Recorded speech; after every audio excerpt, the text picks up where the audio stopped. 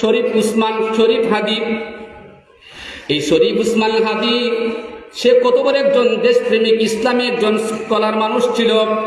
সে মুসলমানদের পক্ষে কথা বলেছে, এতিম অসহায় অনাথ মানুষের পক্ষে সে কথা বলেছে, দেশের স্বার্থে কথা বলেছে।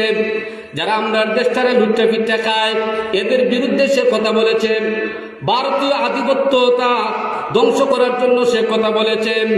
আমাদের দেশের সম্পদ যেন আমাদের দেশে থাকে, আমাদের দেশের মানুষের জন্য আমাদের দেশের সম্পদ দ্বারা সুবিধা ভোগ করে, সে এই কথা বলেছে। আমার দেশের মসজিদ মাদ্রাসা ইমাম মসজিদের পক্ষে সে কথা বলেছে, মুসল্লিদের পক্ষে কথা বলেছে, মসজিদের টাকা পয়সার পক্ষে সে কথা বলেছে, দেশের মানুষের পক্ষে সে কথা বলেছে।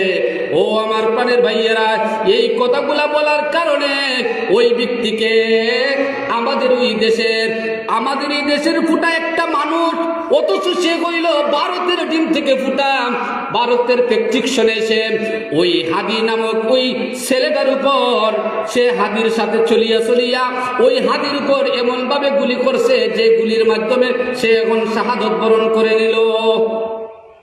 দেশের স্বার্থে যারা কথা বলে এরা এইভাবে জীবন দিতে হয়।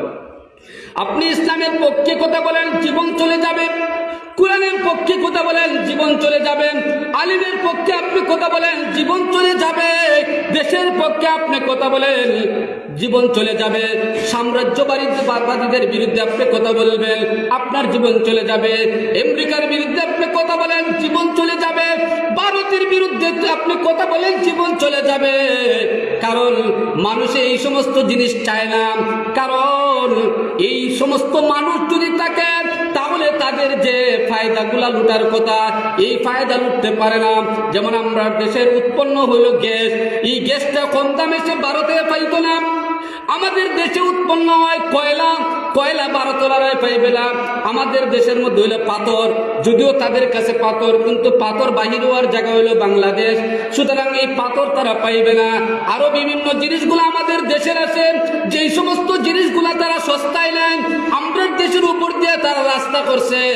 এখন যদি এইরকম দেশপ্রেমিক মানুষেরা যদি থাকে তাহলে তারা তো অবশ্যই আমাদের দেশ নষ্ট হবে, আমাদের দেশের সম্পদ নষ্ট হবে, আমাদের দেশের জনগণের ক্ষতি হবে, আমাদের দেশের মুসলমানের ক্ষতি হবে, ইসলামের ক্ষতি হবে, মাদ্রাসার মসজিদের ক্ষতি হবে। এই সমস্ত তারা কখনো বরদাস্ত করতে পারে না।